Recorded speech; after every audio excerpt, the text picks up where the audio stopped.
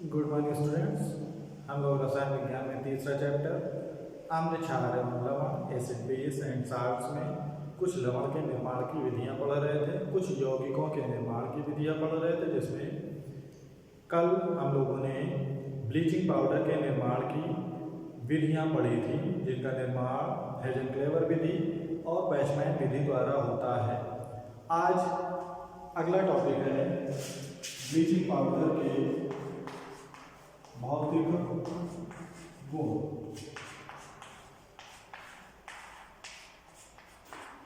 जो bleaching powder होता है यानी कैल्शियम हाइपोक्लोराइड, उसका क्या भौतिक गुण होता है।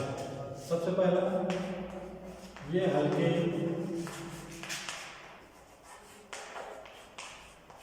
पीले रंग का चूर्ण होता है। नंबर 2, यह जल में अल्प विलेय होता है,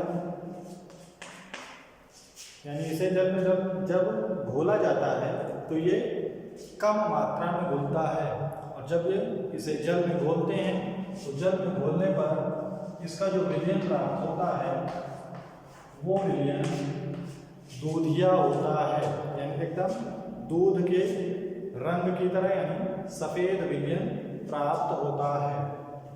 अगला इसका गुण है रासायनिक गुण।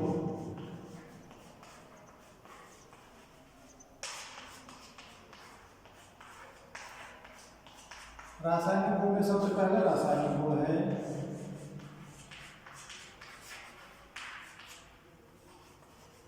जल के साथ गर्म करने पर। जो ब्लीचिंग पाउडर होता है, ब्लीचिंग पाउडर को जब जल के साथ घोला जाता है और जल के साथ घोलने के पश्चात उसे गर्म करते हैं, तो गर्म करने पर यह क्लोरीन गैस देता है।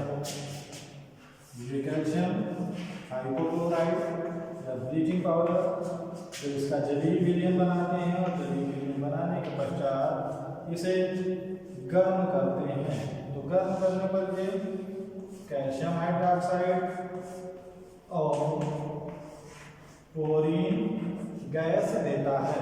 यहाँ से जल के साथ गर्म करने पर क्लोरीन गैस प्राप्त होती है। दूसरा इसका रासायनिक गुण होता है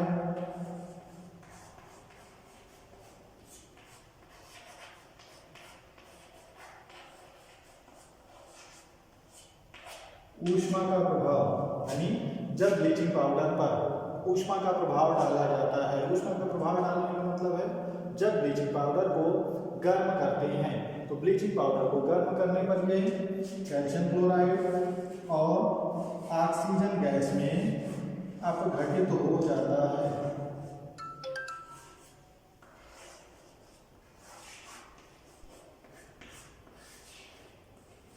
यहाँ से ब्लीचिंग पाउडर, इसको जब गर्म किया जाता है यानी ऊष्मा प्रदान की जाती है, तो ऊष्मा प्रदान करने पर यह कैल्शियम क्लोराइड CaCl2 और ऑक्सीजन गैस में टूट जाता है। तीसरा रासायनिक गुण है ब्लीचिंग पाउडर का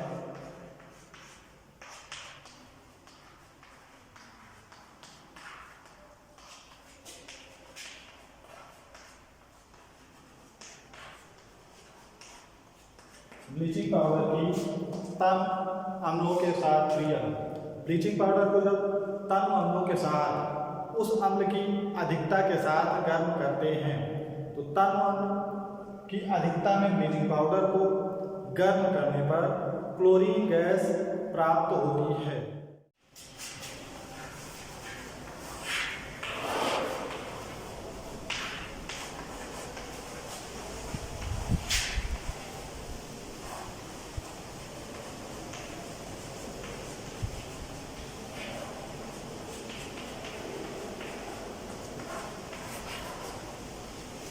ब्लीचिंग पाउडर को जब तन सल्फ्यूरिक अम्ल की अधिकता में गर्म करते हैं, यानी अधिक का मतलब सल्फ्यूरिक अम्ल की मात्रा अधिक, जब इसे अधिकता में गर्म करते हैं तो गर्म करने पर कैल्शियम सल्फेट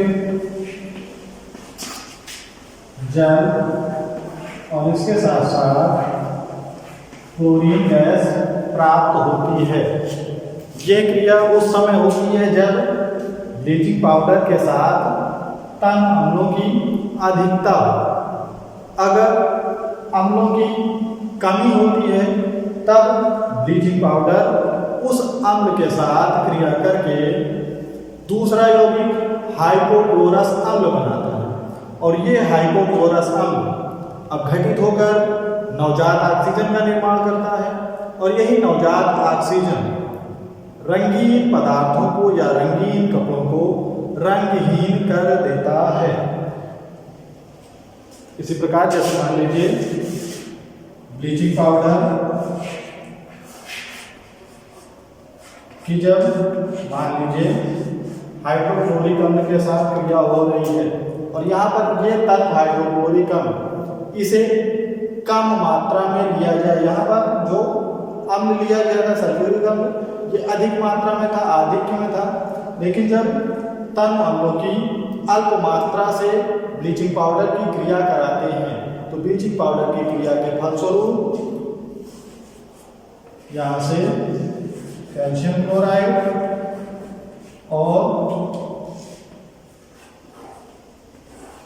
हाइपोक्लोरस अम्ल या HOCl प्राप्त होता है और ये हाइपोक्लोरस अम्ल अब घटित हो जाता है और अब घटित होने के पश्चात हाइड्रोक्लोरिक अम्ल और नवजात ऑक्सीजन का निर्माण करता है। ये नवजात ऑक्सीजन रंगीन कपड़ों पर जब पहुंचता है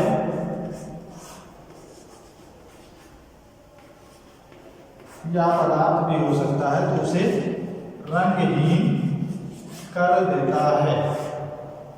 और जो घरों में आला इस्तेमाल होता है, आला में ब्लीचिंग पाउडर की मात्रा होती है और इसी नवजात ऑक्सीजन के कारण वो दाग धब्बों को या रंगीन कपड़ों को रंगहीन कपड़ों में परिवर्तित कर देता होता है।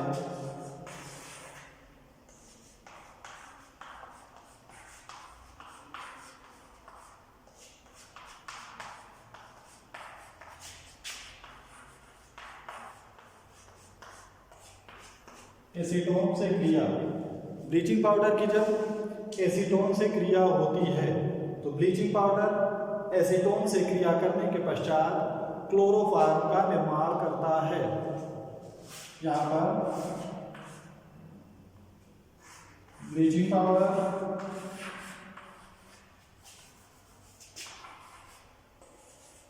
जब एसीटोन के साथ क्रिया करता है तो एसीटोन के साथ क्रिया करने के पश्चात ब्लीचिंग पाउडर और कैल्शियम एसिटेट तथा कैल्शियम हाइड्रॉक्साइड का निर्माण करता है। ब्लीचिंग पाउडर एसीटोन या CH3COCH3 एसीटोन से क्रिया करेगा और क्रिया करने के पश्चात क्लोरोफॉर्म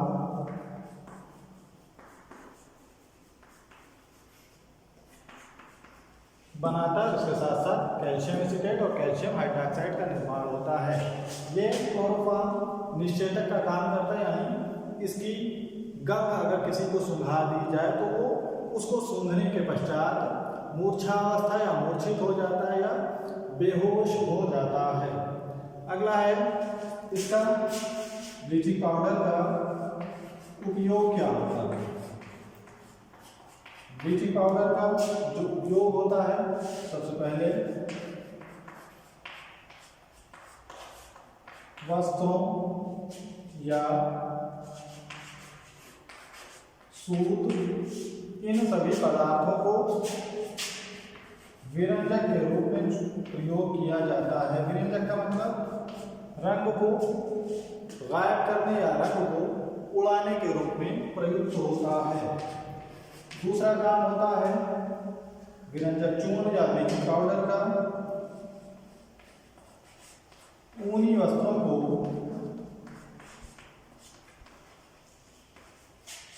सिकुड़ने से बचाना, यानी अगर ऊनी वस्तुओं पर ब्लीचिंग पाउडर का प्रयोग किया जाए तो ब्लीचिंग पाउडर के प्रयोग से वो सिकुड़ने से बच जाती हैं। अगला इसका उपयोग होता है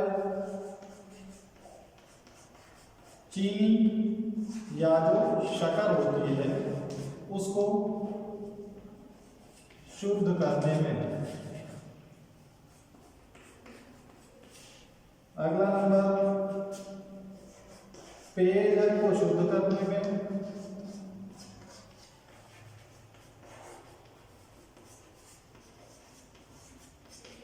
नंबर 5, युद्ध के समय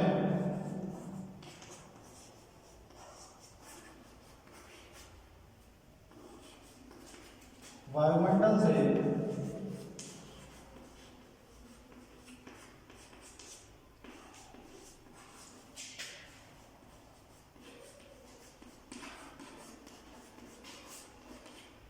विषैली गैस